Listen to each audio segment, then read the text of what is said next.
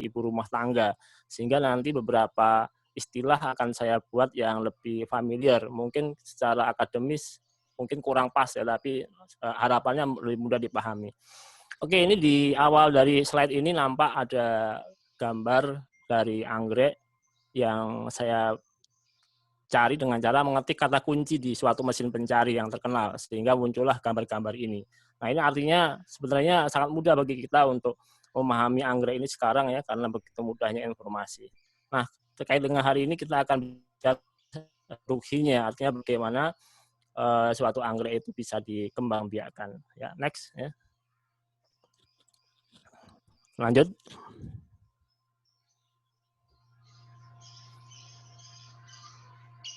Silakan di slide selanjutnya. Bu Elisa bisa membantu atau Mas Ardo, karena yang pegang kendali slide. Sudah share, sudah selanjutnya Pak. Ya, oke. Nah, ini kalau kita bicara tentang reproduksi, ya, artinya reproduksi secara seksual, maka kita bicara tentang bunga. Jadi ketika bicara bunga, ya pasti pertanyaan yang sering muncul adalah bagaimana atau kapan anggrek ini berbunga. Nah, tentu saja ketika kita bicara ini ada banyak faktor, ya. Tapi yang jelas faktor yang paling utama adalah ketika masa vegetatifnya sudah optimal atau punya nutrisi untuk bisa berbunga. Meskipun demikian ada beberapa juga faktor yang penting ya, terutama bagi beberapa anggrek spesies yang punya rentang lingkungan yang sangat sempit. Seringkali dia yang tidak akan mudah untuk berbunga meskipun secara kemampuan sudah siap ya, karena lingkungan yang nggak pas ya, mungkin karena tempatnya maupun kondisi waktunya ya, yang terkait dengan kondisi lingkungan secara seluruhnya. Masa antesis bunga juga bervariasi, ya, artinya masa berbunganya, waktunya, durasinya, sehingga ini seringkali menjadi salah satu faktor yang penting bagi pecinta anggrek untuk kualitas ya, kualitas dari si bunga ini. Kalau dia lama ya lebih disukai dibandingkan dengan yang cepat ya. Ada yang sehari selesai, ya, tapi ada yang sampai 2 bulan dia masih tetap mekar ya. Secara reproduksi ini juga akan berperan. Oke.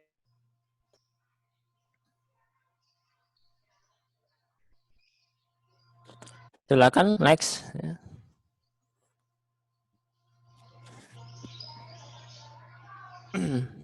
Nah, struktur bunga anggrek ya, struktur bunga anggrek ini sebenarnya sangat bervariasi ya. Tapi kalau kita buat simplifikasi, penyederhanaan, maka anggrek ini bisa dicirikan ya dengan adanya beberapa struktur yang khas ya. Perlu dipahami bahwa anggrek ini merupakan nama keluarga besar, bukan nama suatu jenis ya, atau suatu marga ya, tapi dia merupakan suatu famili yang namanya Orchidaceae ya. Nah, punya karakter yang beragam, bahkan lebih dari 28.000 spesies yang ada, belum lagi kita bicara silangannya atau hibridanya ya, sehingga sangat beragam. Tapi dia punya ciri khas, yaitu adanya struktur yang namanya tepaloid ya, suatu karakter kelopak dan mahkota yang dia ornamental. Sebagian dari bagian dari daunnya itu adalah kita kenal dengan istilah labellum ya. Dan nanti yang menarik itu ada bagian organ kelaminnya ya, jantan dan betina satu kesatuan, potik menjadi gynostemium. Dan yang menarik lagi ya, ada istilah yang namanya polinia. Polinia ini adalah tepung sari yang dia menyatu ya, membentuk satu struktur ya, sehingga dia disebut polinia. Ya, silakan next. Next ya. Nah, ini saya ingin menyoroti karena ini masalah yang reproduksi sebelah yang sisi paling kanan ya. Ini kita lihat adanya struktur yang menjadi satu kesatuan di mana si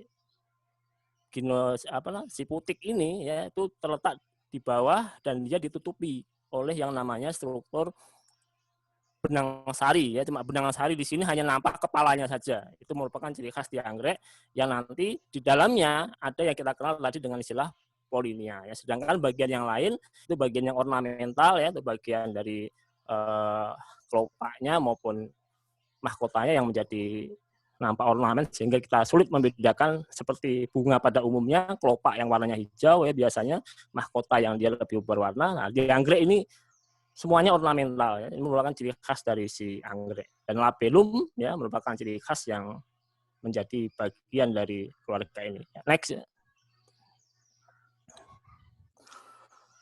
Nah, ini lebih jelas, warna kuning ini merupakan struktur yang namanya polinia. Polinia ini sebenarnya tepung sari tadi, tepung sari yang menjadi satu kesatuan. Ya. Kalau ini kita sayat secara melintang, maka akan nampak di sana butiran-butiran kecil-kecil yang kita kenal dengan istilah tepung sari atau polen. Nah, menariknya pada anggrek, yang namanya pejantan ini sudah siap.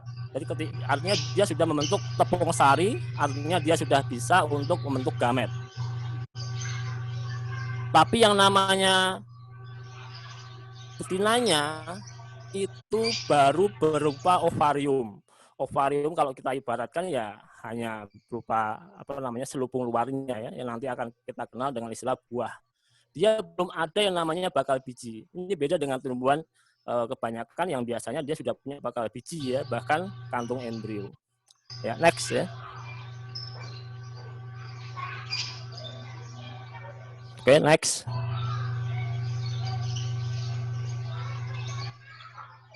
Terus, next. Ya Pak, mungkin delay. Oke, ya. Jadi ini tadi lebih jelas lagi karena tadi strukturnya atau susunannya overtopping, ya. Artinya si pejantannya menutupi si betinanya, maka si polinia ini untuk menuju ke kepala putik yang kita kenal dengan istilah penyerbukan. Nah, sehingga sangat si anggrek ini sangat menggantungkan dengan adanya kunjungan atau yang kita kenal dengan istilah polinator, ya. Polen itu adalah tepung sari, nator itu adalah yang aktornya. Jadi aktor di sini misalkan ada beberapa contoh, ya, beberapa serangga, ya, itu menghampiri. Nah, itu tergantung serangganya juga, tergantung nanti misalkan aromanya, apakah dia juga menghasilkan nektar, ya, apakah aromanya itu yang baunya wangi, ya, atau justru baunya tengik, ya, itu akan mendatangkan serangga yang berbeda, ya. Sehingga reward bisa berupa aroma, nektar, ya, maupun substansi lain yang dihasilkan, ya, oleh si anggrek ini akan menjadi memperbesar kemungkinan adanya kunjungan. Oke, next ya. Nah, polinator juga bisa berupa tangan manusia, ya, seperti yang Mas Yanuar nanti biasa lakukan, ya. Artinya dengan ada istilah hand pollination, ya. Itu merupakan cara untuk menyerbuki dengan bantuan manusia. Nah, ketika polen nanti atau polinia nanti jatuh ke kepala putik, nanti ada 3 skenario yang mungkin nanti akan muncul. Yang pertama, si polen ini akan tidak dikenali. Kedua, dia dikenali tapi dia ditolak. Ketiga, dia dikenali tapi diterima, ya. Polen jatuh ke kepala putik tapi tidak dikenali, mungkin, ya, mungkin bisa jadi seperti itu. Misalkan beberapa anggrek hibrida itu seringkali kalau kita gunakan sebagai pejantan itu tidak mau. Kenapa? Nah, hasil penelitian dari rekan-rekan mahasiswa itu menunjukkan, ya, bahwa polennya tidak viabel. Diuji dengan uji viabilitas, dia nggak viabel. Artinya apa? Artinya kondisi ini tidak dikenali oleh si betina, sehingga ya dia seperti tidak ada perubahan. Tapi bisa jadi dia diterima, tapi ada 2 kemungkinan, berhasil dan tidak berhasil. Kalau berhasil, ada beberapa kemungkinan lagi. Bisa jadi dia mendapat pejantan dari bunga yang sama, atau individu yang sama, atau jenis yang sama, bisa jadi dari jenis yang berbeda, bisa jadi dari genus yang berbeda. Namanya serangga itu kan bisa jadi dia mau menghampiri siapa bunga apapun kan bisa. Ya. Next. Ya. Oke, silahkan. Next. Ya. Nah, ini adalah ketika dia sudah berhasil, ya seperti yang kita sampaikan tadi, jarak antara penyerbukan dengan meleburnya gamet, ya itu memakan waktu cukup lama dan tiap spesies berbeda. Misalkan pada Phalaenopsis yang kita dapatkan itu dia butuh hari, 2 bulan itu belum ada peleburan. Jadi dia udah menyerbuki tapi belum ada peleburan yang namanya betina dan jantan. Dia menunggu selama, artinya ketika nanti ada gambar ini 40 hari udah jadi buah, bisa jadi bijinya belum terbentuk. Artinya belum sempurna dia membentuk bakal biji. Jadi selama waktu 0 sampai 56 hari ini dia baru membentuk bakal biji. Nah, kemudian baru terjadi yang namanya penyerbukan ya. Sehingga akibat bahwa pasca serbuk ini seringkali untuk panen itu butuh waktu bisa 3 bulan ya, bisa 4 bulan ya, bisa 6 bulan ya. Bahkan ada yang bisa hingga mencapai hampir setahun untuk bisa mencapai siap untuk dipanen ya. Itu adalah tahap dari reproduksi anggrek. Next.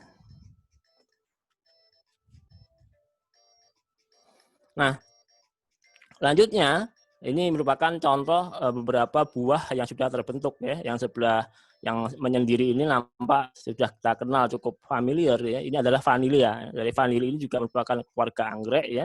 Dia juga punya siklus hidup yang seperti umumnya si anggrek ini ya, sehingga kita perlu melakukan penyerbukan secara diperbantu karena dia memang sulit untuk menyerbuki dirinya sendiri ya. Oke, next ya. Silahkan, next ya.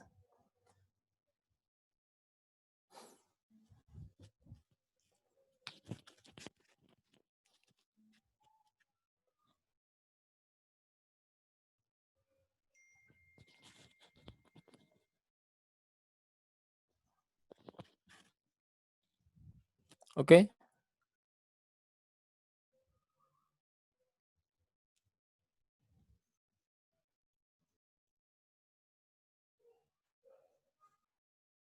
Oke, next ya, next.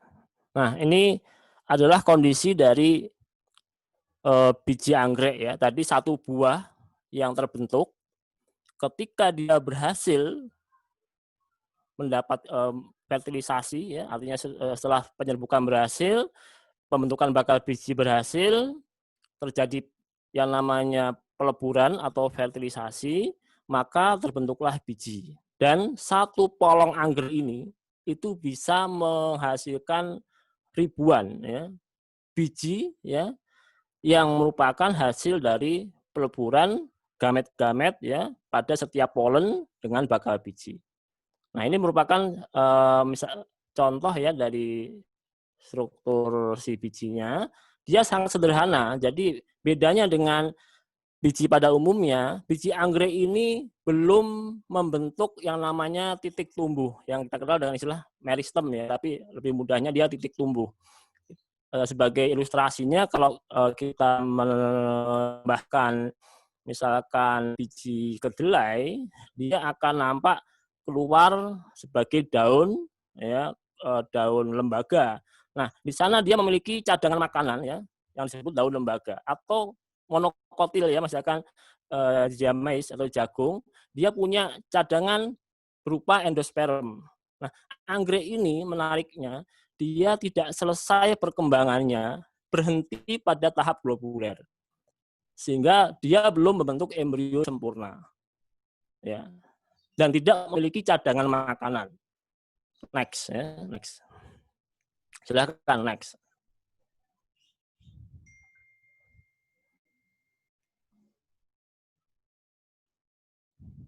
Nah, bagaimana ketika dia harus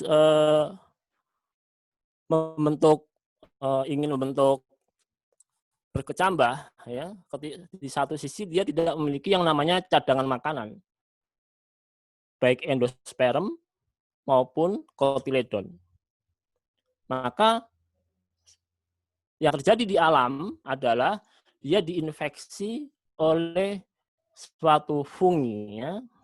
Biasanya adalah dari divisi Basidio, ya. Dan dia akan mengasupi nutrisi bagi si embrio. Sehingga dikenal istilah mikoriza anggrek. Nah, istilah mikoriza ini sebenarnya juga nggak terlalu pas ketika kita bandingkan dengan tipe mikoriza yang lain. Yang umumnya mikoriza ini si funginya atau si jamurnya, pada umumnya dia akan mendapatkan asupan gula dari tanaman inangnya. Ini sebaliknya, ini jamurnya atau funginya itu sebaliknya dia memberikan asupan gula bagi si embrionya. Nah, next ya.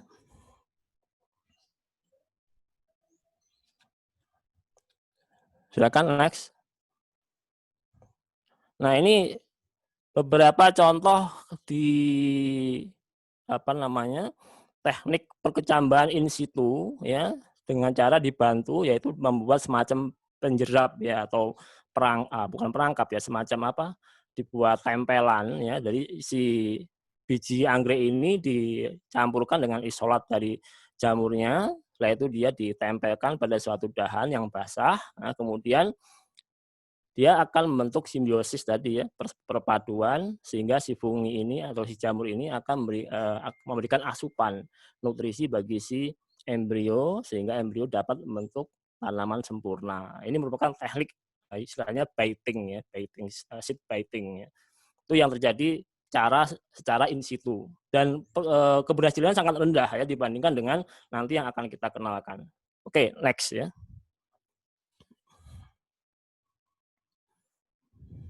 Next. Nah, selanjutnya dengan teknik yang lain, ya, perkembangan kemajuan teknik in vitro memungkinkan kita memberikan asupan nutrisi secara artifisial pada biji, ya, untuk bisa dikecambahkan non simbiotik atau ya, berikan nutrisi berupa media di sini, ya, kayak nutrisi gula minimal berkecambah, ya, sehingga kenapa banyak kita jumpai pembibitan anggrek berupa tanaman di dalam botol, ya, karena memang dia sulit untuk melakukan perkecambahan biji yang ribuan tadi untuk dikecambahkan secara alami, ya, atau menggunakan teknik yang biasa kita gunakan pada biji-biji yang lain, ya. Kenapa? Karena dia memang tidak memiliki cadangan makanan atau endosperm untuk bisa membentuk tumbuh menjadi tanaman lengkap, ya. Oke, next, ya.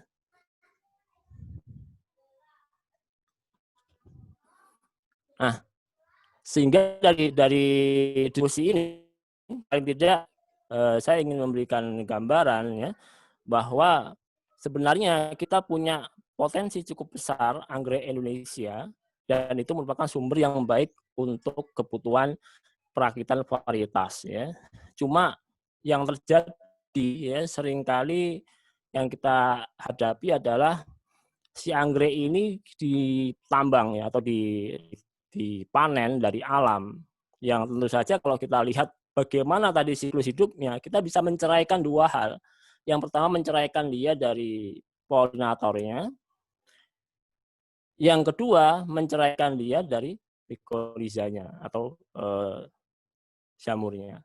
Nah, sehingga ini cukup riskan. Dan yang kedua, yang cukup riskan lagi adalah habitatnya yang rusak.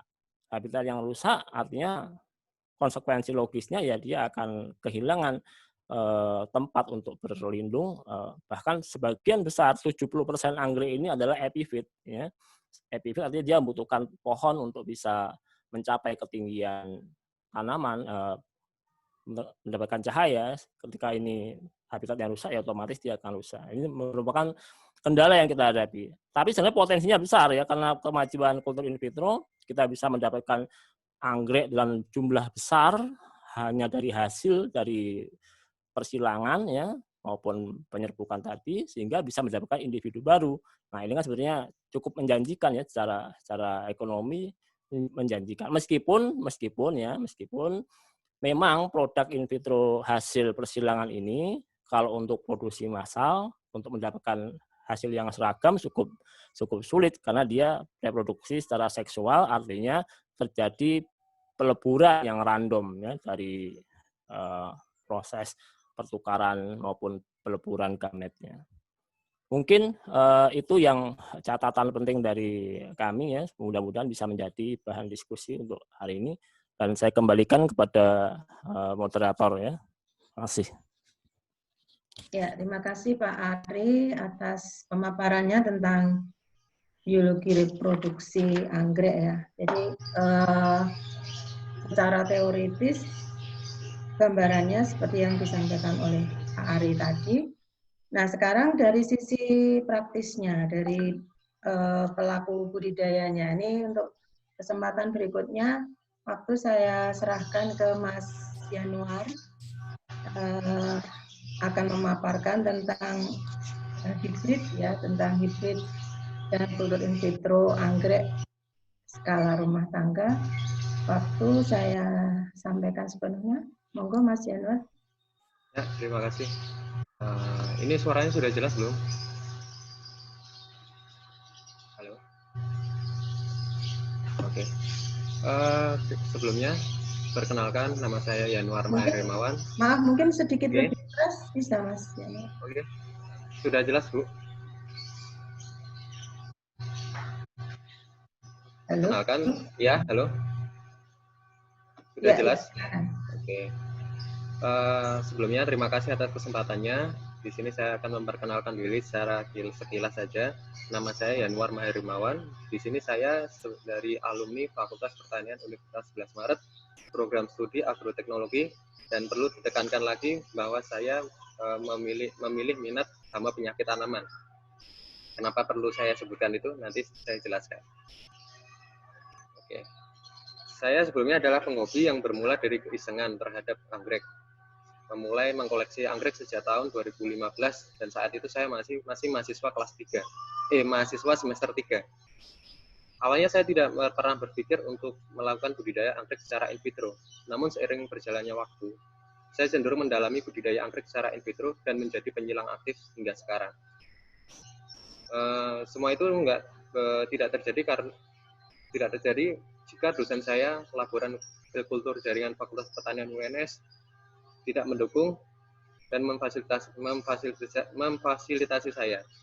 Nah, selama saya masih mahasiswa, beliau selalu membimbing saya dan memberikan fasilitas yang terbaik bagi mahasiswanya.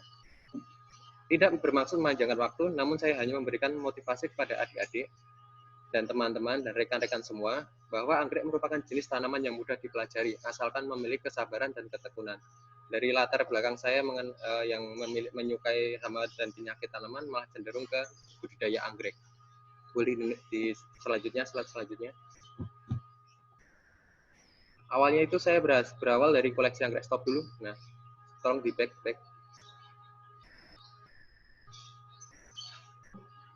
Sebelumnya, tolong. Oke. Pelan-pelan aja. Awalnya saya berawal dari koleksi anggrek. Keisengan saya diawali dengan mengoleksi anggrek. Untuk memulai mengkoleksi, saya bertemu dengan komunitas yang besar di media sosial. Kalau mau belajar di anggrek itu, bahkan kalau ditanya, saya menjawabnya, belajarlah dari Facebook. Karena media sosial terbesar menurut saya adalah Facebook untuk belajar. Saya pelajari bahwa anggrek secara umum dibagi menjadi dua. Yaitu anggrek spesies dan hibrida. Tadi sudah disinggung mengenai anggrek spesies menurut Pak Ari, tapi saya bisa jelaskan secara sederhana bahwa anggrek spesies adalah anggrek murni yang belum pernah disilangkan. Nah, dalam kasus ini saya menemukan beberapa kasus. Next. Dari dua jenis spesies dan hibrida, saya memiliki kesimpulan bahwa perlu adanya yang dipelajari, yaitu karakteristik, kelebihan, kekurangan, sifat dominan masing-masing jenis ini. Karena setiap anggrek spesies dan hibrida itu memiliki karakteristik, kelebihan, kekurangan, sifat dominan. perlu termasuk juga bahwa ada yang namanya musim untuk berbunga. Ketika anggrek spesies ini berbunga, maka anggrek spesies ini tidak berbunga. Itu adalah menjadi kendala untuk melakukan persilangan. Lalu apa sih yang harus saya perbuat? Saya belajar lagi dan masuk ke sesi persilangan. Lanjut. Selama saya belajar mengenai persilangan, saya menemukan beberapa fokus pembahasan yang perlu saya pelajari, antara lain yaitu memilih induk, terus bagaimana cara proses persilangan yang baik itu, tempat penyemaian in vitro yang harus saya pikirkan ketika saya sudah melakukan persilangan, proses kultur bijinya, dan penentuan media kultur itu yang paling penting saat melakukan proses ini, dan mempertahankan hingga siap aklim. Ya, untuk poin terakhir mempertahankan hingga siap aklim, yang lebih cocok untuk membahas itu nanti seharusnya Pak Mista, tapi nanti coba kita bahas bersama. Lanjut. Nah, setelah saya melakukan proses persilangan akan menghasilkan hibrida baru yang kemudian bisa didaftarkan. Next. Proses pendaftaran persilangan nanti akan kita bahas di sharing diskusi. Semoga ada pertanyaan yang mengkaitkan hal tersebut. Terus ini salah satu hasil silangan saya yang saya silangkan tahun 2015 dan baru berbunga tahun 2019. Yang sudah terregister tanggal 23 Juli 2019 dengan nama Dendrobium Januar Mahir Rimawan dengan indukan Dendrobium Aridang Green dan Dendrobium Samarai. Untuk proses registrasi itu sederhana dan tidak memakan banyak waktu. Yang memakan banyak waktu adalah proses persilangan dan mempertahankan hasilnya itu untuk berbunga. Lanjut. Next. Mohon maaf agak freeze. Oke.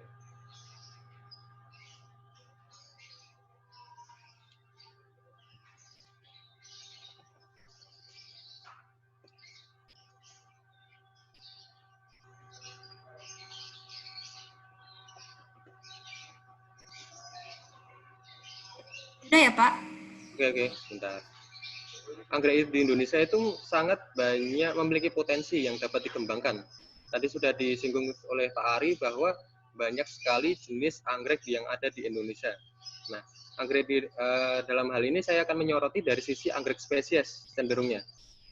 Yang ada di gambar ini merupakan anggrek yang berasal dari Indonesia bagian timur, yaitu Dendrobium spectabil, yang menurut saya salah satu anggrek favorit saya, di mana aromanya bisa mencapai radius sekitar 1 hingga 2 meter dan memiliki musim berbunga yang cukup stabil.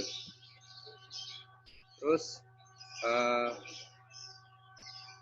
saya berikan informasi bahwa anggrek ini sangat membuat saya terinspirasi menjadi penyilang karena jenis ini sangat susah untuk berbunga di dataran rendah. Ini jadi catatan penting untuk jenis ini. Maka dari itu saya ingin sekali mengupayakan jenis ini ataupun silangannya ataupun keturunannya dapat berbunga di dataran rendah. Yaitu saat itu saya masih fokus permainan anggrek di Solo. Saya menyilangkan boleh lanjut. Ini merupakan persebaran anggrek di Indonesia. Bisa kita lihat di setiap pulau itu memiliki beberapa genus dan ratusan spesies yang menjadi potensi kita untuk menyilangkan mereka. Di setiap daerah itu di setiap pulau, kita katakan kita berada di Pulau Jawa. Di Pulau Jawa itu memiliki potensi yang cukup untuk kita gunakan. Kalaupun kita merasa kurang, kita bisa mencari spesies yang ada dari luar pulau. Tapi dengan catatan bahwa spesies yang kita ambil sudah merupakan hasil budidaya. Saya perlu tekankan itu. Lanjut.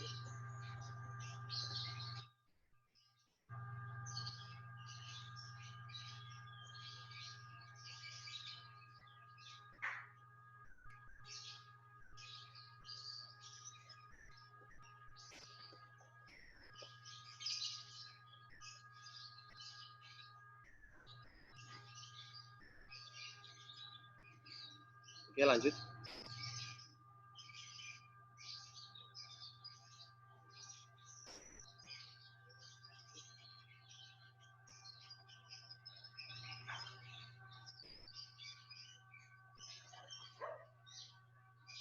Ini bisa diklik PDF-nya.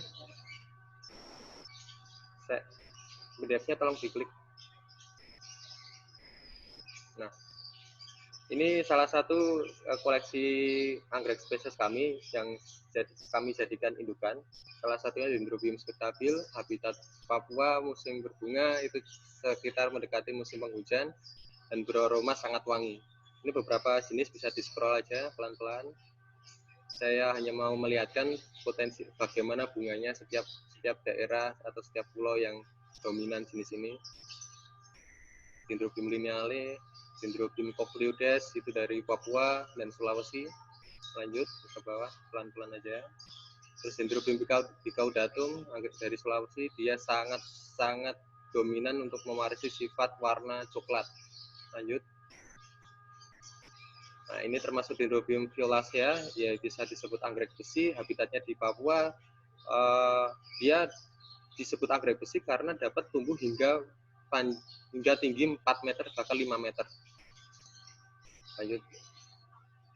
Dendrobium lacyanthera, habitat dari Papua, musim berbunga Januari, aroma sedikit. Perlu diketahui bahwa Dendrobium yang memiliki variasi warna yang bagus itu malah cenderung persebarannya di Sulawesi dan di Papua. Kenapa? Nanti itu dipengaruhi juga oleh habitatnya atau ekosistem di sana. Dendrobium sutikno biasa disebut sebagai raja tanduk dari Papua dia. Lanjut, dia sangat dominan untuk menghasilkan tanduk yang sangat tinggi. Ini Dendrobium macrophyllum. Di Indonesia banyak sekali persebarannya di daerah Pulau Jawa, di Papua, di Sulawesi. Ini sangat mudah ditemukan dan beraroma wangi. Nah, ini salah satu anggrek favorit saya juga, namanya Dendrobium tobaense, ditemukan di daerah Danau Toba. Dan kalau misalkan teman-teman mau mengkoleksi jenis ini di daerah dataran rendah, saya tidak menyarankan karena dia bisa hidup dan berbunga hanya di dataran menengah ke tinggi. Kalau misalkan teman-teman daerah dataran rendah mau mengkoleksi ini, jangan, karena bakal mengurangi populasinya. Bisa mati tanaman ini. Bisa di close. Next slide selanjutnya.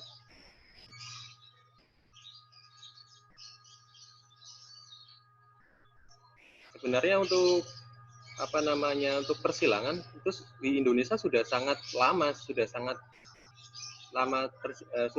terjadi sejak lama, bahkan tahun 1900-an sudah ada silangan. Salah satunya contoh Dendrobium yang disematkan untuk Presiden Korea. Nah, itu salah satunya. Terus ini ada daftar register anggrek ini yang dikumpulkan sejak tahun 2015 hingga tahun 2020. Ini teman-teman kami yang sudah menyilangkan beberapa anggrek spesies maupun anggrek hibrida dengan spesies ataupun hibrida dengan hibrida, yang membuat kekayaan anggrek spesies maupun anggrek baru di Indonesia semakin banyak. Bisa di-slide pelan-pelan. Di sini banyak sekali genus yang sudah disilangkan, baik dari Arachnis, dari Dendrobium, dari Vanda dengan Arachnis, dan lain-lain. Bahkan anggrek yang kecil pun juga pernah disilangkan untuk membuat hibrida baru. Dan kepuasan tersendiri bagi penyilang karena hasil silangannya bisa memiliki hak penamaan untuk silangan barunya dan diakui secara internasional. Kalaupun misalkan saya menyilangkan A dengan B dan orang luar menyilangkan A dengan B juga, tapi sudah duluan saya untuk mendaftarkannya, maka mereka juga akan mengikuti penamaannya sesuai dengan apa yang saya daftarkan. Cukup banyak yang pernah oleh teman-teman, cukup aktif juga, sudah mulai aktif ketika tahun 2009 hingga tahun 2020 ini untuk didaftarkan. Tapi perlu diingat bahwa ketika dia sudah daftar, ini tanggal daftarnya ya, berarti dia menyilangkannya sekitar 3 atau 2 tahun yang lalu. Jadi cukup lama. Jangan dianggap lamanya, Tapi kita perlu ketahui bahwa ketika kita menyilangkan anggrek, itu nggak cuma satu yang kita silangkan. Satu anggrek, kita pasti harus menyilangkan beberapa jenis sehingga kita tidak percuma untuk menunggu waktu selama 3 atau 4 tahun hanya untuk mendapatkan satu silangan. Itu pelajaran terbaik, pelajaran bagi saya juga, karena waktu itu saya cuma menyilangkan itu karena iseng saja. Dan ternyata saya menghasilkan silangan yang bisa terdaftarkan selama kurun waktu 3 atau 4 tahun setelahnya. Next.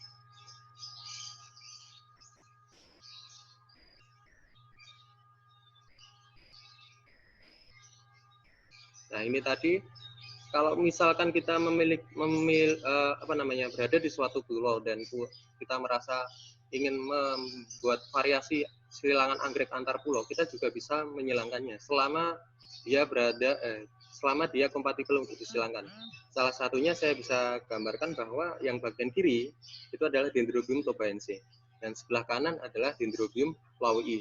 Ini saya tulis sebagai Sumatera Silang Kalimantan, tujuan saya untuk menggambarkan lokasi penemuan anggrek jenis ini. Ketika kita silangkan dua jenis yang berbeda dari pulau yang berbeda, ternyata memiliki potensi untuk menghasilkan anggrek hibrida baru yang memiliki kualitas lebih bagus dan memiliki warna sesuai dengan yang pasar inginkan. Kalau misalkan anggrek tobaense itu harganya cuma 100.000 atau 200.000, terus Dendrobium plauii itu harganya 100.000 atau 200.000, hasil silangannya di pasar seperti ini bisa mencapai sekitar 500.000 bahkan 750.000. Lanjut. Ya, ini salah satu anggrek yang saya favoritkan tadi, Dendrobium spectabil. Dia hanya bisa berbunga di dataran rendah. Sedangkan sebelah kanan yaitu Dendrobium digibum atau biasa disebut Digibum laratensis, yaitu berasal dari Maluku, dari Pulau Larat. Nah, anggrek digibum ini sering kita temui di daerah kampung ataupun daerah sekitar kita, dan di mana dia memiliki sifat yang mudah berbunga dimanapun dan sangat mudah untuk beradaptasi dimanapun. Sedangkan untuk Dendrobium spectabil itu merupakan anggrek yang kurang kompatibel untuk tumbuh di dataran rendah. Tapi ketika mereka itu disilangkan, harapan penyilang adalah menghasilkan keturunan yang luar biasa dan memiliki ketahanan dimanapun. Dan juga sifat dari Dendrobium spectabil yang hanya bisa berbunga di dataran tinggi bisa beradaptasi di dataran rendah. Itulah salah satu tujuan penyilangan. Lanjut.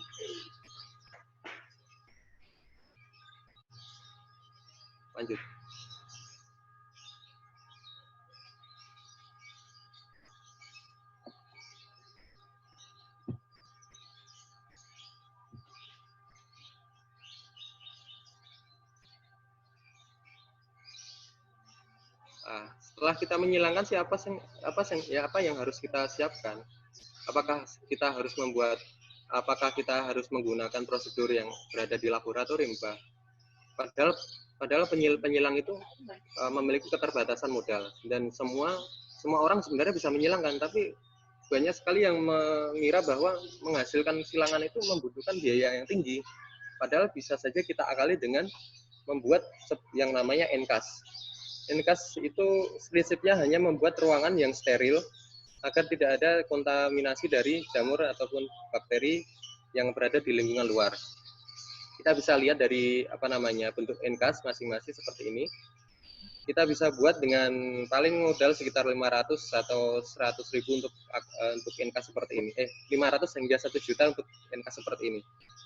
Dan dibandingkan dengan laminar airflow yang kisaran ya di atas 10 juta, ini sangat cocok untuk digunakan dengan skala rumah tangga. Nah, ini juga dalamnya bagaimana NCAS itu digunakan, prosesnya bagaimana, cuma seperti itu. Jadi cuma akuarium yang didesain, di dalamnya diberi proses penanamannya di dalamnya seperti kita kalau untuk di rumah sakit sering dilihat seperti inkubator bayi. Nah, gimana sih cara mensterilkan ruangan NCAS ini? kita ada beberapa cara. Yang pertama menggunakan formalin padat. Formalin padat yang diletakkan di beberapa sudut yang kemudian kita diamkan selama semalam sebelum kita menggunakan NCAS ini. Atau bisa kita semprotkan formalin cair ke ke ruangan di dalam NCAS yang kemudian kita juga diamkan selama semalam. Bisa juga lagi dengan cara semprot alkohol, itu juga bisa kita gunakan. Next. Setelah kita bahas tentang NCAS, yang perlu kita ketahui lagi yang lebih fokus untuk peneliti ataupun adik-adik mahasiswa untuk mempertimbangkan bagaimana kelanjutannya setelah kita menyilang adalah media. Media itu kuncinya untuk keberhasilan membuat hibrida baru. Saya bagi menjadi 3 untuk media kultur, yaitu media tebar, media sapi, dan media aklim. Media tebar itu untuk menebar biji, media sapi itu untuk memindahkan dari biji yang sudah tumbuh dengan populasi yang padat menjadi ke botol tanam dengan populasi yang lebih sedikit. Terus ketika tanaman di media subkultur itu sudah mulai tumbuh besar seperti tauge gitu, kita sapi lagi ke media aklim untuk pembesaran. Yang sebelumnya 1 botol ribuan, terus kita ribuan biji kita pindah ke media sub menjadi sekitar 100-an biji, terus kita pindah lagi ke media aklim yang kita atur populasinya dari menurut sesuai dengan kapasitas botol yang kita pakai. Kalau misalkan botol yang ditunjukkan Pak Ari tadi paling isinya cuma sekitar 12 sampai 15 botol. Oke, lanjut. Dari media tebar, sebenarnya media tebar itu sangat fleksibel sih menurut saya. Karena hampir semua media tebar yang digunakan itu merupakan media dari subkultur ataupun media dari aklimat. Menurut saya semua media cocok untuk media tebar, dan maksudnya komposisinya. Ini bisa kita baca bahwa media tebar itu komposisi yang sering digunakan oleh teman-teman adalah kentang, pisang, agar, gula pasir, bromur, atau terus ini ada karang aktif, terus air kelapa. Ini semua komposisi untuk 1 liter larutan. 1 liter media, maaf. Ini bromur bisa diganti dengan gandasil atau yang memiliki kandungan N lebih tinggi untuk pertumbuhan. Terus next. Lanjut.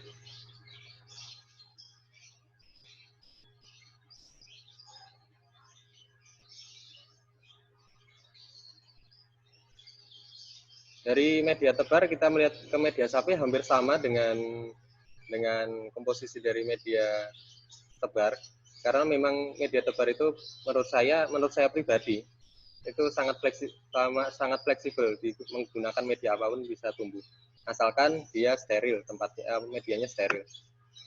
Terus untuk agar-agar sih nggak harus swallow, bisa juga menggunakan agar curah yang bisa dibeli di toko kue. Nggak harus agar bermerek, jadi untuk digunakan di kebutuhan di skala rumah tangga sangat terjangkau. Lanjut ke media aklimatisasi yang perlu kita tekankan, karena setiap beberapa jenis anggrek itu nggak cocok di beberapa media. Jadi untuk pengalaman setiap pemain kultur in vitro, kita memiliki pacuan setiap jenis satu jenis satu media atau satu media beberapa jenis. Jadi kita memiliki pengalaman. Namun di sini saya hanya sebutkan beberapa, di mana nanti bisa untuk belajar untuk memulai. Komposisinya adalah sebelumnya maaf. Dari komposisi ini hanya sama dengan media tebar maupun media sapi, namun perlu ditambah dengan PW atau setengah MS. Itu merupakan salah satu komposisi yang paling sering dipakai oleh teman-teman. Selanjutnya, ada juga yang hanya menggunakan PW, terus 2 tutup fish emulsion, 2 tutup vitamin B1, pepton, arang aktif, gula, agar, pisang 1 sisir, 1 kilo kentang, dan air kelapa. Ini untuk komposisi media 6 liter. Terus kalau misalkan kita tidak memiliki stok PW, kita juga bisa menggunakan media sebelahnya itu yang paling murah menurut saya dan paling mudah ditemukan, yaitu Fish Emulsion, B1, Pepton, pupuk mutiara, gula, agar, kentang, dan kelapa muda. Tapi untuk fleksibilitas, nggak ada pacuan media harus seperti ini. Jadi kami penyilang ataupun pembudidaya akan terus berinovasi untuk menghasilkan media yang cocok terhadap anggrek yang kami kembangkan. Nanti misalkan ada, tidak menutup kemungkinan bahwa kalau misalkan ada saran dari teman-teman ataupun rekan-rekan dosen, peneliti ataupun praktisi nursery memberi saran, kami akan selalu menerima saran tersebut dan menjadikan pacuan untuk melakukan uji coba. Sekian dari saya. Jika ada tutur kata yang kurang berkenan di hati, mungkin mohon maaf. Terima kasih kesempatannya. Wassalamualaikum warahmatullahi wabarakatuh. Waalaikumsalam warahmatullahi wabarakatuh. Terima kasih Mas Yanuar atas presentasinya. Tepat ya, ini maksudnya alokasi waktu sangat longgar untuk nanti 30 menit berikutnya digunakan untuk diskusi, tanya jawab. Saya lihat tadi di grup chatnya belum ada yang menanyakan tentang materi, tapi tadi ada yang meminta PPT. Nanti saya serahkan ke Mas Yanuar dan Pak Arif. Oh, ini Pak Ari sudah menjawab di akhir presentasi, nanti PPT-nya bisa dibagikan ke Bapak Ibu adik-adik mahasiswa peserta yang memang meminati dan ingin belajar lebih jauh lagi tentang anggrek. Oke, berikutnya diskusi. Karena tidak ada pertanyaan yang ditulis, apakah langsung ditawarkan saja kepada Bapak Ibu yang ingin menyampaikan pertanyaan? Mungkin bisa dimulai. Siapa yang ingin bertanya, baik kepada Pak Ari maupun ke Mas Yanuar? Dipersilahkan. Ada?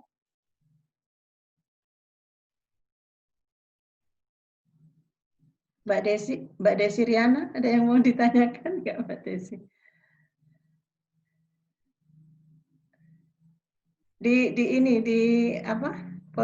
Ininya audionya diaktifkan kalau ada yang ingin menanyakan. Oh, ini ada maaf, ini ada dari grup chat, ada yang pertanyaan dari Ibu Riatun. Mohon tips agar anggrek-anggrek di rumah subur dan cepat berbunga. Ini siapa yang akan menanggapi, Pak Ari atau Mas Yanuar?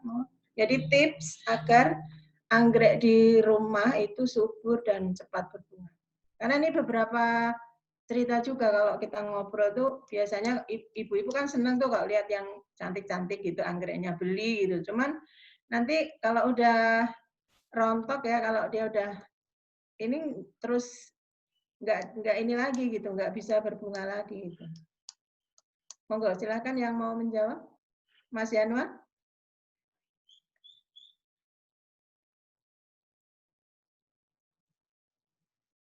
Monggo Pak Ari, bisa dibantu untuk jawab. Silakan.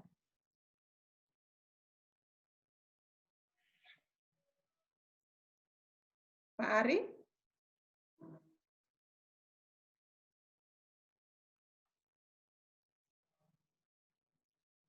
Ini yang di grup chat ini bisa ada pertanyaan lagi, berapa persentase keberhasilan penyilangan anggrek spesies dibandingkan anggrek hibrid? Ini dari Mbak Haslina Yasti Agustin. Sorry. Dari mana tadi? Persentase keberhasilan. Dari Maita Novaliza. Berapa persentase keberhasilan penyilangan anggrek spesies dibandingkan dengan anggrek hibrid? Ini Mas Yanuar nih tadi. Oke, tadi ada dua pertanyaan. Yang pertama tentang tips agar cepat berbunga dan tumbuh subur, kemudian tentang persentase keberhasilan. Mungkin ini dulu saja ditanggapi.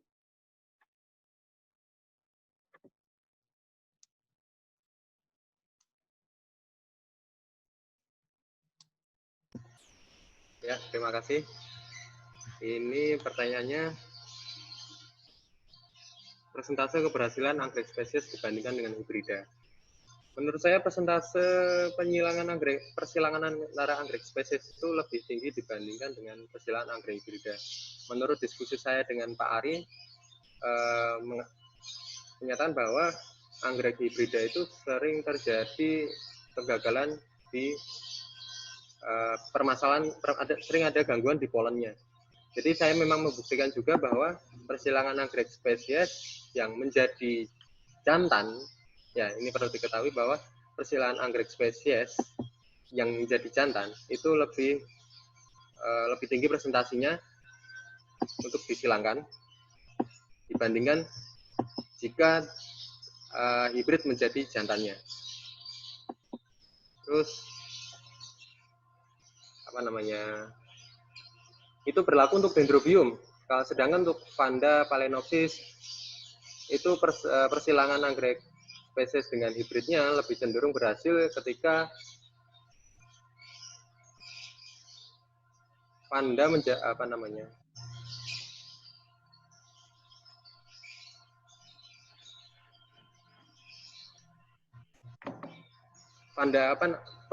anggrek spesies Vanda dan phalaenopsis menjadi jantannya, sedangkan hibrida menjadi betinanya. Itu presentasinya lebih tinggi ketika itu dilakukan dibandingkan dengan anggrek hibridanya sebagai jantan dan anggrek spesiesnya sebagai betina. Untuk dendrobium dan Vanda seperti itu. Kalau untuk antara spesies dibandingkan hibrid dengan hibrid, saya sering sering menyilangkan antara spesies dengan spesies, hibrid dengan hibrid, presentasinya lebih tinggi spesies dengan spesies dibandingkan hibrida dengan hibrida. Lalu kalau dibandingkan dengan spesies silang hibrida, itu urutannya kedua setelah spesies silang spesies. Itu Bu, saya kembalikan.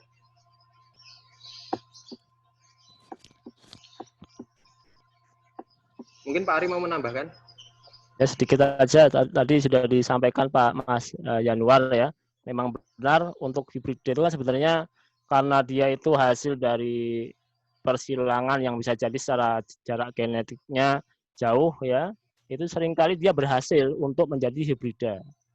Cuma masalahnya untuk F1-nya dapat. Cuma ketika dia nanti akan menjadi atau disilangkan lagi, itu bisa jadi dia polennya nggak viabel. Artinya kita sudah coba dengan uji tetrazolium misalkan, itu nampak dia tidak berubah warna menjadi merah. Itu kalau secara singkat, ya itu berarti dia tidak ada respirasi di sana. Artinya dia memang polennya nggak bisa tidak viabel. Jadi problemnya bukan cocok nggak cocok, secara polennya sendiri udah nggak bisa untuk membuai. Itu yang terjadi. Yang sebaliknya yang juga kita temui itu juga terjadi yang namanya kalau tadi yang male sterility ya istilahnya, jadi pejantan steril, justru di Vanda maupun yang sekerabatnya itu hampir semua hibridanya itu bisa fertil pejantannya. Justru sebaliknya betinanya tadi kan ada fase sama itu ya, antara penyerbukan dengan pembentukan bakal biji. Nah, itu terjadi kegagalan. Harusnya membentuk bakal biji, dia membentuk plasentanya membesar, ya, sehingga nampak seperti buah tanpa biji. Dan ternyata di tumbuhan lain itu cara ini juga digunakan untuk membentuk buah tanpa biji tanpa menggunakan senyawa kimia, misalkan hormon, tapi cukup dilakukan penyilangan yang berjarak genetik cukup jauh. Dia berhasil membentuk buah, tapi gagal membentuk biji. Mungkin itu yang bisa saya tambahkan dari keterangan Mas Yanuar ya.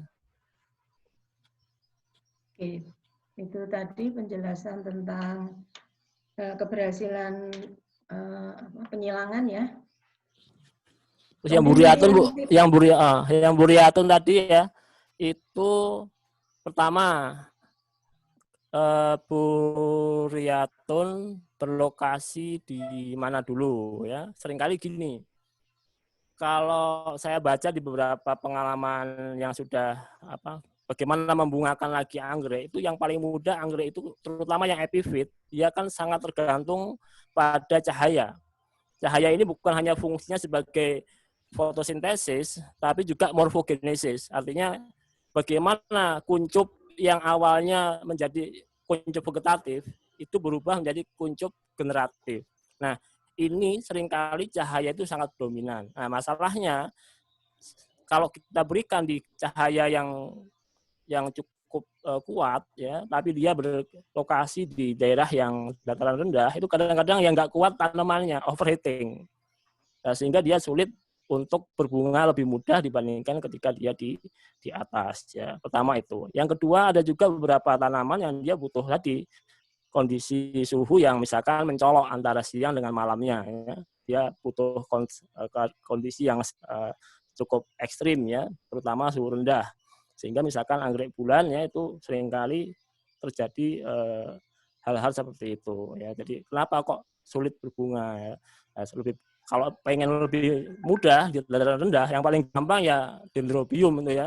Apalagi hibrida, itu dendrobium hibrida itu hampir setiap tanaman dewasa itu membentuk bunga ya. Syaratnya dewasanya ya terawat dengan baik ya. Ada hama dihilangkan ya. Penyiraman ini yang paling momok, yang paling banyak di penyiraman. Kalau penyiraman berlebih itu malah akar busuk. Atau kena hujan 3 hari, dia terjerap di cekungan krowennya di ujung yang airnya nggak bisa kemana-mana, ya itu nanti sumber jamur ya, sehingga tiba-tiba kok layu atau mungkin busuk ya si daunnya, itu yang terjadi banyak ya. Sehingga ya bagusnya dilakukan penyiraman secara teratur ya, teratur dalam artian biasanya ya nggak tiap hari ya kalau untuk anggrek-anggrek yang dia pakai moss ya. Media tanam itu juga berbeda-beda. Arang akan beda dengan moss ya, akan beda dengan akar pakis ya, akan beda dengan batang pakisnya. Ada yang mudah menyerap, ada yang aerasinya mudah ya. Bahkan yang kadang-kadang kita harus kos untuk sirkulasi udara yang baik supaya respirasinya lancar ya, terus juga air nggak mudah mengendap ya atau tergenang di tanaman ya, sehingga dia bisa tetap sehat ya. Mungkin itu beberapa kendala yang sering muncul Bu, untuk bagaimana kok anggrek sudah beli, setelah itu bukannya berbunga lagi tapi malah mati gitu ya. Terutama pasca bunga itu yang paling bahaya. Pasca bunga itu seringkali kualitasnya turun. Mungkin itu bisa ditambahkan Mas Januar. Oke, terima kasih Pak Ari dan Mas Januar atas jawabannya. Nanti boleh ditulis lagi kalau belum puas dengan jawabannya. Kita lanjut lagi, ini ada beberapa yang menanyakan tentang aklimatisasi ini. Ada pertanyaan dari Haslinda Yasti Agustin ini. Ketika beli anggrek botol ini sering gagal aklimatisasi. Bagaimana caranya? Kemudian ini nggak ada namanya ya, anonim, ini juga mohon tips untuk perawatan aklimatisasi Dendrobium spectabile. Kemudian Mas Triwarseno ini apa kabarnya dari Bali ini ya Mas Tri ini, tentang media aklimatisasi juga ini. Mas Januar? Pak Ari, kemarin ada video dari Pak Miftah, bisa ditayangkan nggak? Bentar ya. Nanti kemarin ada materi dari Pak Miftah mengenai aklimatisasi, cara agar sukses untuk aklimatisasi. Ini kemungkinan kalau bisa ditampilkan sangat membantu untuk menjawab beberapa pertanyaan yang double-double serta dengan media yang cocok. Itu kemarin sudah terwakili di videonya. Oke, Bu Elisa bisa di-share langsung dari Pak Ari. Monggo Pak Ari, sudah saya buka ininya, bloggernya. Oh, PPT-nya di Pak PPT-nya di Asto Pak Ari, di Videonya ada pegang di Pak Ari. Mungkin bisa videonya ini. dibagikan tentang aklimatisasi. Sebelum nanti juga ada pertanyaan tentang sterilisasi NCAS ini. Apakah harus pakai formalin ini? Mungkin sambil menunggu disiapkan PPT yang aklimatisasi, mungkin yang ini pertanyaan tentang sterilisasi NCAS. Apakah harus pakai formalin ini agar tidak kontaminasi? Karena ini dari Nancy ya, ini selalu gagal ketika penaburan biji. Ini tentang metode sterilisasi NCAS. Mendengar perkataan formalin itu kan konotasinya sterilan kuat juga ya menurut saya ya. Ya. Moga Mas Yanuar mungkin bisa dijawab yang sterilisasi dulu. Sebenarnya tidak harus pakai formalin, ada juga yang teman-teman ya hanya pakai alkohol disemprot. Tapi untuk memastikan bahwa NCAS tersebut sudah steril atau belum, itu perlu uji coba dulu dengan membuka botol yang berada di NCAS tersebut selama 1 malam, kemudian ditutup. Selama beberapa jam kemudian ditutup. Kalau misalkan itu beberapa hari setelah itu beberapa hari setelah itu nggak sampai hitungan hari masih aman, media tidak kontam, berarti sudah bisa digunakan. Itu untuk salah satu untuk memastikan apakah dalam NCAS sudah steril atau belum. Tapi kalau dikatakan bahwa saya sering mengalami kendala saat tabur biji, menurut saya selama NCAS-nya itu sudah terjaga, mungkin teknik sterilisasinya pada biji ataupun dari faktor lain yang mempengaruhi kontaminan. Kalau misalkan NCAS itu tidak kedap udara, kan ada yang memang benar-benar kedap udara, ada yang permanen bisa dibuka tutup, lebih permanen bisa dibuka tutup, lebih condong kemungkinan besar bisa menjadi solusi yaitu sterilisasi dari buahnya. Kalau saya sendiri buah itu saya bakar, saya celupkan alkohol, saya bakar, ataupun kemudian sterilisasi alat juga berpengaruh saat di NCAS. Jadi untuk NCAS itu bukan berarti bahwa NCAS itu steril pasti bisa digunakan. Kita juga perlu lihat aspek lain seperti sterilnya buah, sterilnya alat, sterilnya bahan yang kita gunakan. Itu perlu kita ketahui juga. Itu mungkin dari saya. Kalau mungkin nanti ada pertanyaan, jawaban saya kurang tepat, kurang puas untuk menjawab, bisa ditanyakan lagi. Oke, terima kasih Mas Januar. Tentang aklimatisasi, gimana Pak Ari sudah bisa? Sebenarnya ini akan disampaikan oleh Mas Miftah ya, karena beliau sakit, jadi mohon maaf nggak bisa gabung. Oke, beliau mohon maaf ya, sudah dikirimkan, cuma ini di HP dan saya buka di komputer, itu agak ada beberapa kendala teknis untuk bisa menampilkan. Cuma saya bisa cerita dikit ya. Jadi untuk aklimatisasi nanti akan dilengkapi nanti di channel YouTube atau di web ya, nanti akan kita berikan atau ikut di materinya. Yang penting di sini adalah untuk aklimatisasi. Kalau kemarin yang telah dilakukan Mas Miftah ya, saya hanya menceritakan yang sudah dilakukan ya, yaitu ketika keluar botol ya, itu diberikan yang namanya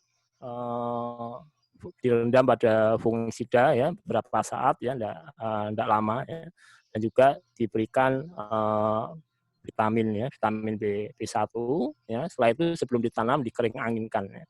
Jadi dikering anginkan, nah kemudian untuk tahap awal ya hanya diberikan di media di moss ya, sampai nanti dia cukup sudah mulai keluar akar-akar baru ya, baru dilanjutkan.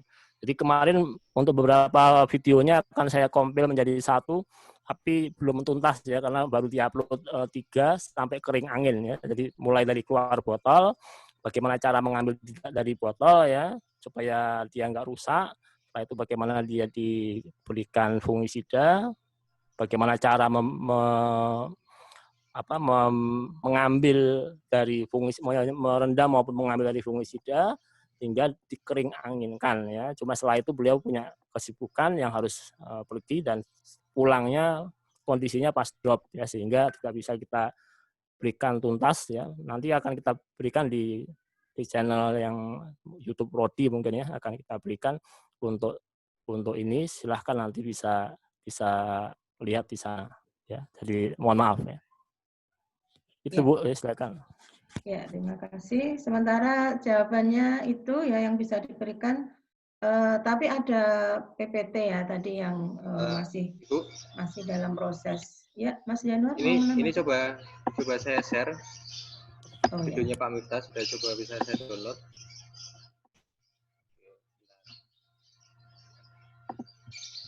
ya nanti bisa di-share.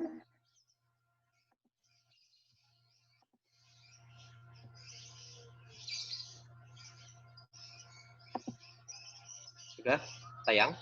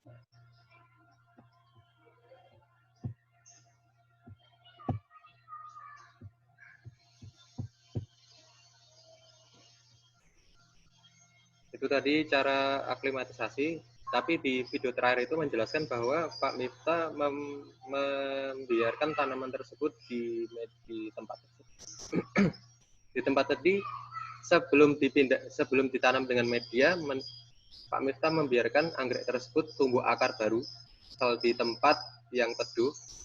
Lalu setelah akar baru sudah keluar, baru ditanam dengan media tanam. Mungkin Pak Ari mau menjelaskan lagi, monggo Pak Ari. Ya, saya pikir sudah cukup jelas tadi ya. Intinya kendala di aklimatisasi kan memang kesiapan dari jaringan di tumbuhannya yang dia terkondisi di daerah lembab dalam botol ya. Maka harus muncul organ baru yang dia sudah adaptif terhadap lingkungannya. Jadi organ lamanya dia sudah jelas dia terbentuk ketika di dalam botol. Maka yang kita harapkan organ barunya nanti lebih adaptif terhadap kondisi lingkungan saat di tempat atau di lingkungan sekitar di luar maksudnya. Mungkin itu Mas ya. Iya. Itu Mas. Mungkin masih ada tambahan dari Mas Yanur? Tidak ya? Untuk aklimatisasi nanti bisa dibagikan lagi aja mungkin kalau memang ada PPT lain yang bisa memberi penjelasan yang lebih baik untuk tips agar aklimatisasi anggrek itu bisa berjalan dengan baik. Kita lanjutkan, ini ada beberapa pertanyaan yang dari Bu Lucy itu tentang tips untuk memulai sebagai penyilang pemula ini untuk Mas Januar juga. Persiapan alat minimalnya apa dan perkiraan biayanya. Kemudian yang berikutnya ini dari Stiliana, itu apakah perawatan anggrek hibrid dan spesies itu berbeda? Monggo Mas Januar. Yang tips untuk pemula ini, penyilang pemula dan alat perkiraan biaya. Monggo silahkan. Terima kasih. Untuk menjadi penyilang pemula, kita perlu tahu bahwa setiap anggrek itu memiliki nama. Itu menjadi modal kita, nama anggrek yang kita silangkan. Kenapa? Kebanyakan dari kita itu asal beli anggrek tapi kita nggak tahu namanya. Ketika kita menyilangkan anggrek yang nggak bernama itu nggak masalah, tapi kita nggak ada hasilnya. Kenapa? Anggrek tersebut tidak dapat kita daftarkan. Nah, karena pendaftaran anggrek yang kita silangkan itu memang butuh asal-usul induknya, dari mana dan siapa indukan sebelumnya, seperti itu. Itu yang pertama, kita harus tahu nama. Yang kemudian kita harus cari sesuatu yang ada pada anggrek yang akan kita silangkan. Apa sih potensi yang kita bisa ambil? Kita pelajari aja kalau ketika kita memelihara anggrek tersebut, apa yang bisa kita dapatkan dari menyilangkan tanaman ini. Ataupun kalau kita hanya menyilangkan asalan, maksudnya asalan itu adalah kita menyilangkan hal yang baru. Itu juga perlu namanya pertimbangan. Pertimbangannya bagaimana? Ini akan saya sharing untuk jadi bahan pertimbangan. Untuk pertimbangannya adalah anggrek itu kan memiliki nama.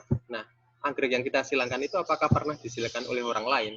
Cara mengetahuinya adalah salah satunya kita foto saja anggrek itu yang saat berbunga. Kemudian tinggal kita cari di Google. Biasanya Google kan ada mesin pencarian berdasarkan gambar. Dari situ kan kita cocokkan nama anggrek yang paling sama dengan anggrek yang kita punya. Kemudian kita cek di ini. Saya mau share, mohon izin. Oke, kita bisa cek di sini. Webnya adalah Blunanta. Ini cukup membantu untuk mencari atau memastikan bahwa anggrek kita itu sudah benar-benar ada namanya atau belum. Contohnya contohnya di sini saya mencari Dendrobium Januar Maherimawan, nanti keluar di sini. Nah, ini seperti mesin pencari aja sih. Untuk memastikan dia sudah terdaftar. Namun kalau misalkan kita menemukan anggrek, misalkan kita sharing foto di Google, kita cari berdasarkan pencarian gambar, kita menemukan anggrek katakan Dendrobium Burana White katakan. Kita cari di sini Dendrobium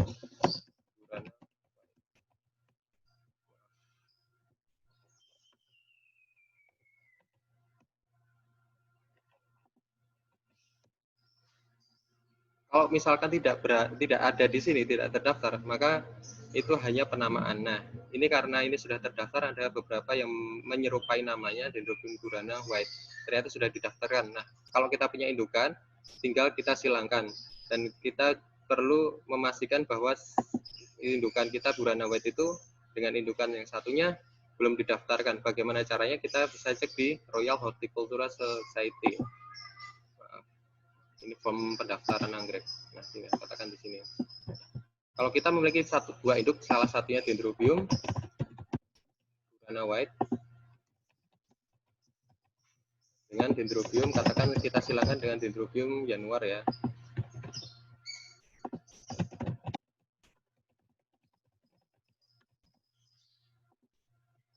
Seed parents itu sebagai betina, pollennya itu sebagai jantan. Kita cari. Kalau dia nggak ada hasilnya, berarti dia belum pernah disilangkan.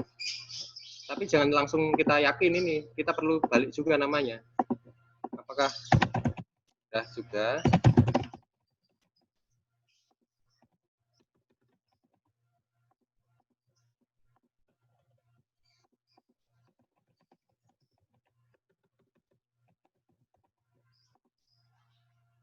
Nah, itu. Berarti kalau misalkan kita mau menyilangkan Dendrobium burana white dengan Dendrobium januar maherimawan, berarti belum pernah disilangkan. Itu menjadi modal kita untuk menjadi penyilang. Jadi kita intinya gini, kalau mau menyilangkan, tahulah anggrek yang kalian silangkan. Kalaupun misal nggak tahu, ya sama aja kita menyilangkan, tapi tidak bisa menjadikan itu menjadi karya kita. Karena suatu saat akan bisa diklaim oleh orang lain ketika mereka mencoba menyilangkan anggrek yang kita pernah silangkan. Kalau untuk modalnya berapa agar menjadi untuk persiapan, kira-kira untuk NCAS itu paling murah sekitar, kalau bikin sendiri dengan kaca ya, paling murah habisnya sekitar 650 hingga 1 juta. Terus alat-alat untuk di dalam NCAS seperti pinset, terus spatula ataupun pisau scalpel itu, terus botol-botol dan lain-lain, kira-kira nggak sekitar 1 juta juga, paling mahal ya 1 juta. Terus yang paling mahal itu alatnya adalah autoclave-nya. Kalau misalkan kita mempunyai panci presto itu juga bisa digunakan. Tapi kalau misalkan mau ideal dengan volume muat banyak, ya kita harus beli autoclave yang lebih besar. Kira-kira kalau kita setorkan desain ke tukang las, minimal untuk volume sekitar 50 botol kita habis sekitar 3,5 juta sampai 5 juta. Jadi dengan total akumulatif sekitar 7 juta hingga 10 juta sudah bisa mulai untuk menjadi produsen anggrek botolan gitu. Saya kembalikan ke Ibu Roli Fatun.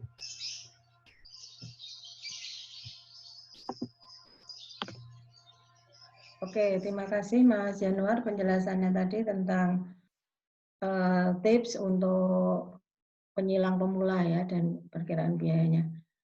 Ini udah mau menjelang 11.30, nanti kan masih ada kuis sama door prize. Nah ini terakhir mungkin mohon maaf untuk yang lain nanti bisa dibalas oleh Pak Ari dan Mas Januar secara ini ya, tertulis di grup chat ya.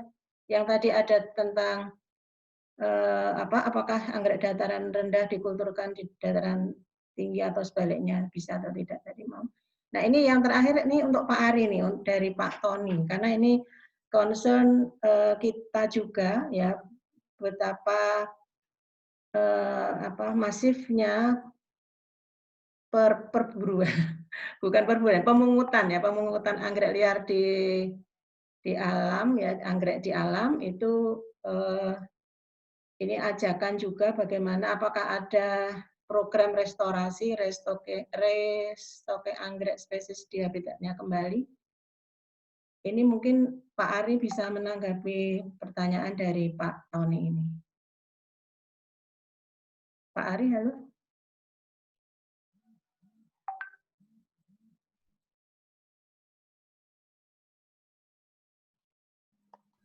Memang benar, kita perlu untuk secara jujur melihat ya di alam ini, karena memang potensi anggrek ini memang sebagai apa istilahnya seksi ya untuk dijadikan komoditas ekonomi. Nah itu seringkali memang menyebabkan ada penambangan langsung dari alam ya. Bahkan sebagian berkata ini untuk saya gunakan untuk disilangkan misalkan, itu bisa jadi juga terjadi. Artinya ini juga perlu ada gerakan bukan gerakan ya, tapi suatu aksi real bagaimana untuk restocking. Cuma kalau untuk restocking juga ada beberapa catatan di beberapa penelitian ya, itu kalau hanya restocking yang asalnya dari kultur in vitro yang biasa, artinya dia dibuat dalam kondisi steril, setelah itu dia ditumbuhkan seperti yang dijelaskan Mas Yanuar, ini kan sebenarnya agak berbeda dengan kebutuhan anggrek di alam. Karena di alam ini kan dia bersimbiosis dengan mikorizia ya. Jadi banyak juga yang melakukannya dengan cara apa? Dengan cara memberi saran bahwa ketika akan di restocking atau di reintroduction ke alam itu sebisa mungkin untuk proses proses propagasinya itu juga menggunakan yang simbiotik. Simbiotik itu artinya bagaimana mengintroduksikan fungi itu di anggreknya, entah itu secara in vitro maupun ex vitro ya, sehingga yang kita kan bukan hanya menaruh dia di alam lagi enggak, tapi fungsi ekologisnya itu kembali. Jadi misalkan polinatornya juga berkunjung ya, pikorizianya pun juga akan kita temui juga punya kekhasan yang tidak jauh dari sebelum-sebelumnya. Artinya saya sangat mendukung sekali ya. Cuma ini pastilah perlu ada langkah-langkahnya yang jelas ya, dan bukan hanya dari perguruan tinggi saja, tapi ya dari semua pihak.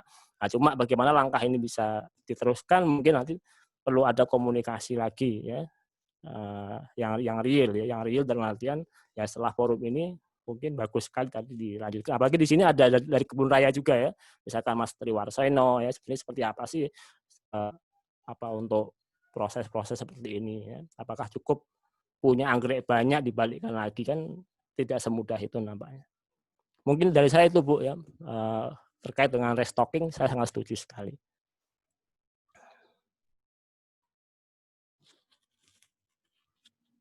Oke, terima kasih Pak Ari. Mohon nanti Pak Ari dan Mas Yanuar bisa menanggapi pertanyaan yang ada di grup chat. Kemudian ini ada permintaan, mohon semua partisipan bisa meng-on-kan videonya karena mau didokumentasikan. Bu Elisa? Halo?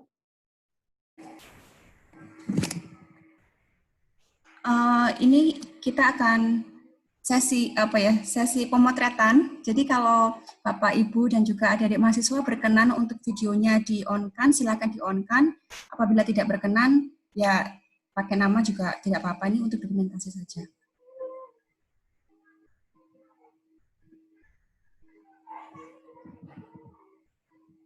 Baik, sudah. Terima kasih sekali. Sudah? Oke. Enggak terasa ini waktu sudah menunjukkan pukul 11:32. Saatnya kuis dan door prize. Tadi ada 10 hadiah berupa anggrek botolan maupun anggrek yang sudah ada mungkin di polybag gitu ya, atau di pot gitu. Mekanismenya seperti apa Pak Ari? Monggo. Saya serahkan ke Pak Ari saja. Ini tercatat ada 40-an partisipan yang on ya. Tentunya panitia enggak ini enggak terlibat. Monggo Pak Ari. Halo Bu Elisa. Ini untuk chatnya artinya record ya. Akan masih bisa record, artinya yang siapa aja yang bertanya kita beri apresiasi, itu aja kita utamakan ya. Jadi yang melakukan, yang memberi pertanyaan itu akan kita apresiasi dengan memberikan tadi door prize-nya. Sedangkan yang untuk yang lainnya ini akan saya ketik link, ya, ketik link. Nanti silakan untuk diklik dan diisi, ya. Kalau misalkan ada kesulitan itu di luar di luar kami, ya. Artinya kita berupaya di sana ada link berupa TTS, ya. TTS menjawab singkat, ya. Silahkan untuk dijawab. Nanti dikirim ke nomor saya. Jadi nanti ada link dan nomor WA saya. Nanti yang pertama yang cepat dan benar akan mendapatkan mendapatkan bingkisan tadi. Setelah sisa dari penanya-penanya yang ada di chat ini, ya. Bisa disetujui ya? Oh, ini agak otoriter, setuju ya? Ya. Oke. Berarti ini nama yang sudah menulis di grup chat ini akan diberikan door prize tadi ya, Pak Arya? Ya. Sudah berapa, Bu? Bisa nggak rekor, Bu? Lebih dari 10 orang nggak? Maaf, koneksi di tempat saya agak terputus-putus ini.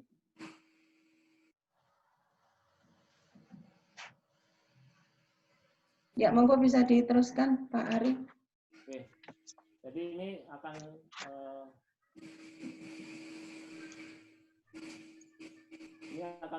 saya kirimkan chat link dan nomor WA saya, dan nanti bisa setelah ini saya kembalikan ke moderator, ya. Butuh waktu mungkin untuk menjawabnya sehingga nggak perlu di forum ini, tapi percaya ini nanti tidak ada niat untuk pilih salah satu dengan subjektif, ya. Jadi setelah ini boleh langsung ditutup. Ini chatnya akan saya berikan, ya. Nah, ini chatnya sudah keluar. Ini ada link di sana. Nanti akan masuk ke menu TTS, ya. Nanti diisi. Setelah berhasil mengisi, di screenshot ke nomor WA yang ada di sana, ya. Jadi nomor WA saya. Oke, saya kembalikan kepada moderator. Ya, untuk pengumumannya nanti dijelaskan di web Prodi aja. Ya.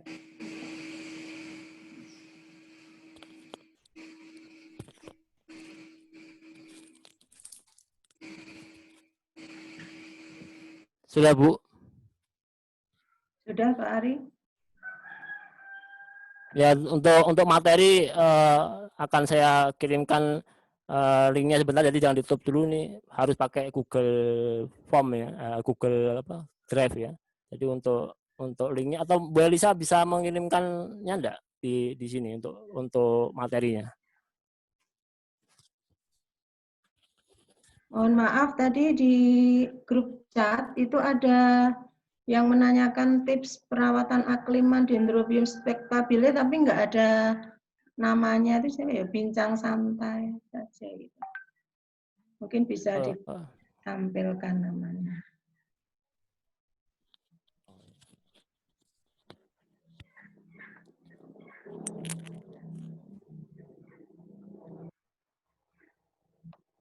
Mas Januar masih ada yang mau disampaikan lagi, Mas Januar?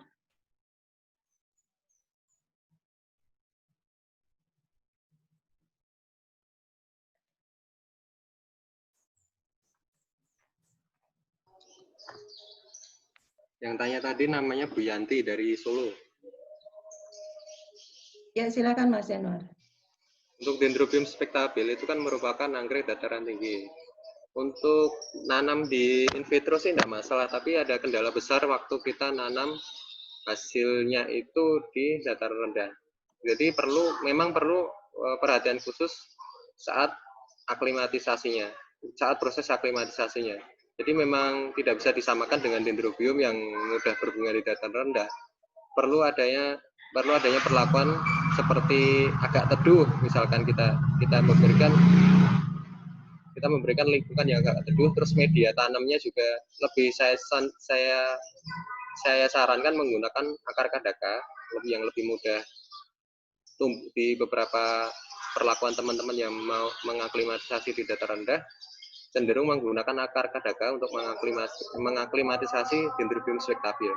Jadi saran saya pertama, memberi lingkungan yang memang berbeda, agak teduh, dan menggunakan akar kadaka untuk mengaklimatisasi jenis itu. Itu aja.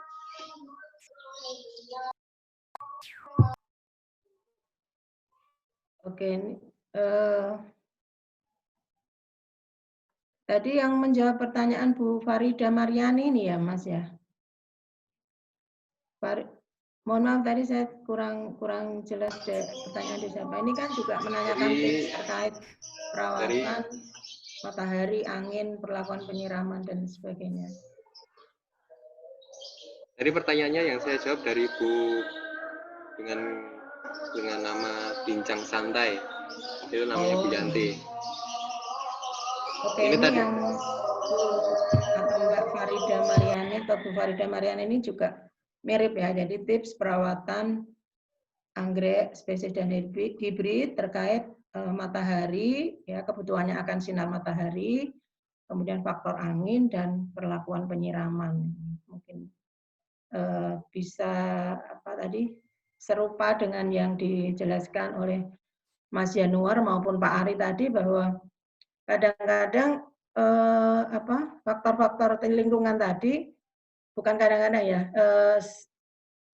sebagian besar ya pengalaman kegagalan pembentukan bunga, mungkin juga optimalisasi pertumbuhan itu karena hal tersebut. Dan perlakuan penyiraman saya sendiri pernah mengalami ya, jadi terlalu banyak disiram itu memegang peran kunci ya, jadi malah gagal tumbuh, malah jadi busuk karena terlalu lembab ya, terlalu jenuh gitu medianya, baik itu moss atau media yang lain. Itu kalau terlalu jenuh itu malah tidak baik untuk pertumbuhan akar maupun juga anggrek secara keseluruhan. Mungkin itu dari pertanyaan-pertanyaan. Buah tadi sudah dijawab ya, dan mohon maaf Pak Ari tadi kayaknya banyak typo ya. Buah itu tertulis bus gitu ya. S-nya itu maksudnya A, jadi agak bingung tadi ya. Itu menjelaskan tentang mengapa gagal buah tidak bisa bertahan lama. Itu ada beberapa penyebab terbesar itu karena memang tidak kompatibel dan tanaman kurang sehat ya. Sebab yang lain itu terlalu sebab lain terlalu terlalu banyak atau apa ini? Terlalu banyak yang Pak Ari di grup chatnya. Ya, ini Pak Ari juga sudah men-share PPT. Mohon bisa di-download bagi yang membutuhkan. Mudah-mudahan apa yang kita sampaikan, apa yang disampaikan oleh para narasumber ya, bisa bermanfaat dan memotivasi juga khususnya yang mahasiswa dan juga ibu rumah tangga, misalnya ada yang bergabung untuk memulai menekuni hobi dan bisa mendapatkan keuntungan. Oh ya, saya hampir lupa, Mas Januar bisa diceritakan sedikit tentang marketing di Pabungan nursery-nya Mas Januar, dan mungkin juga omsetnya segala macam agar bisa lebih men-trigger kita semua.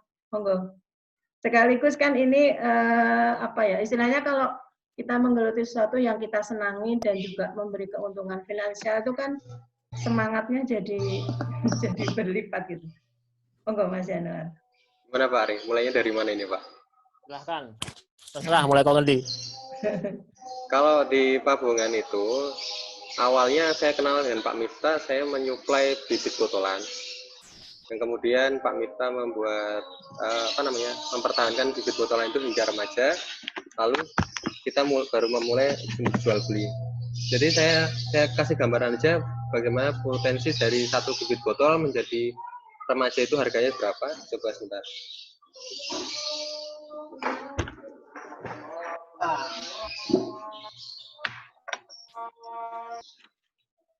Oke, Di sini saya kasih gambaran ada bibit anggrek dalam botol. Jumlahnya sekitar 15 tanaman.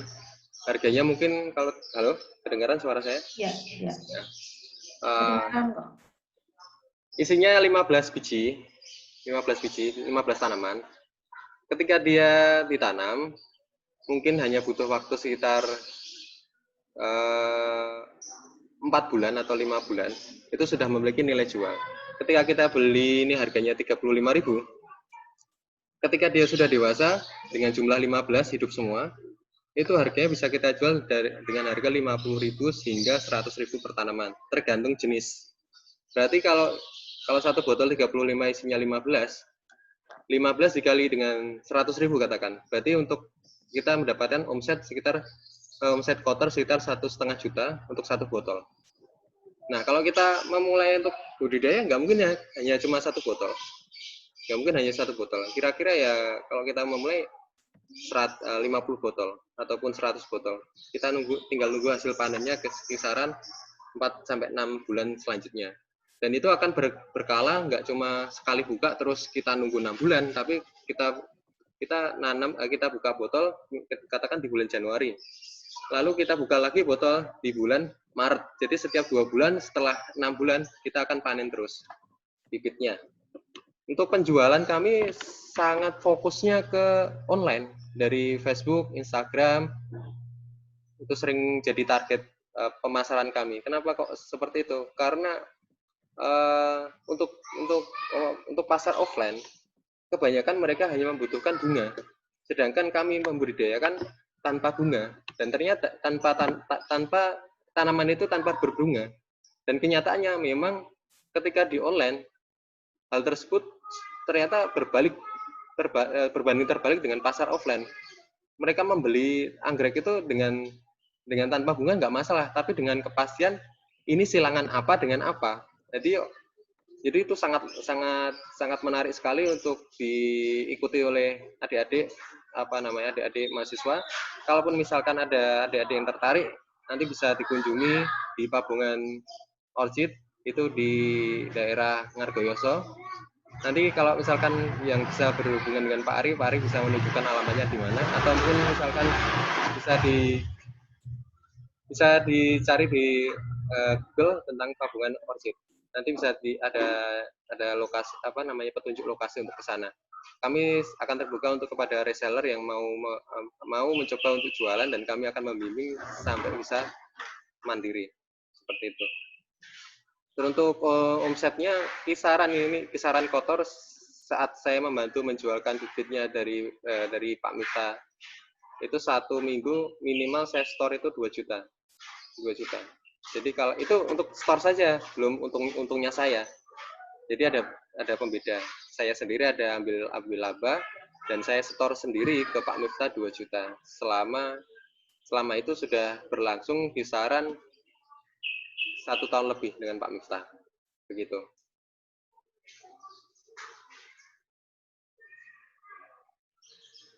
Oke, terima kasih Mas Januar sharing ceritanya.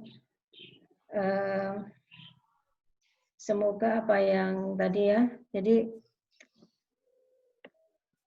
menurut saya itu ideal sekali gitu apa yang sekarang ditekuni oleh Mas Januar ya.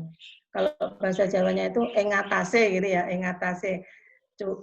Cuman dalam tanda kutip hobi, tapi bisa menghasilkan sesuatu ya secara finansial, kemudian juga bisa berdampak pada banyak orang ya, bisa tadi misalnya ada reseller, kemudian juga ada bisa membimbing orang lain yang memang mau membuka usaha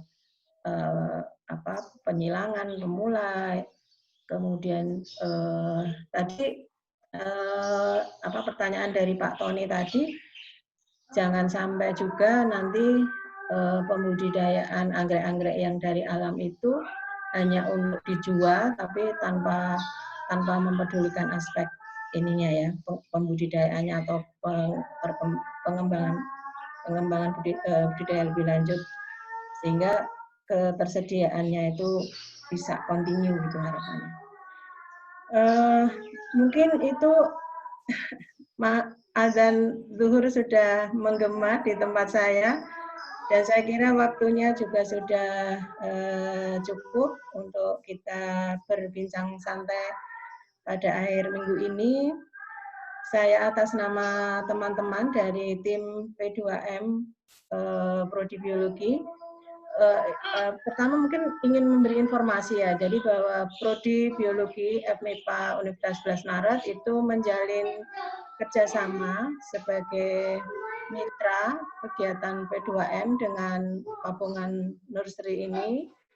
Harapannya apa yang nanti kita kerjakan dari kampus dan dari masyarakat berkolaborasi itu memberikan efek yang jauh lebih besar ya. Jadi sebenarnya kita inginnya itu menyelenggarakan semacam pelatihan tadi ya untuk aklimatisasi atau pembuatan bibit anggrek botolan itu secara offline ya.